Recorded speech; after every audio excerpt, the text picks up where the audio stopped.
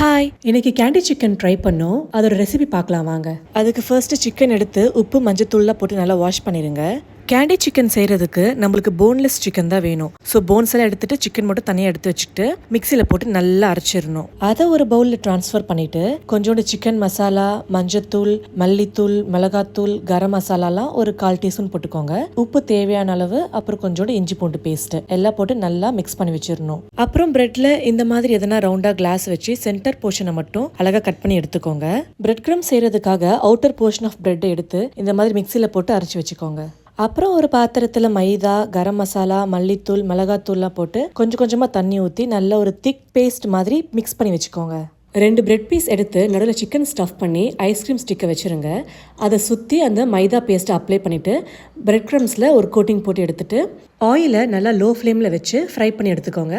டேஸ்டியான candy chicken ready ஆயிடுச்சு.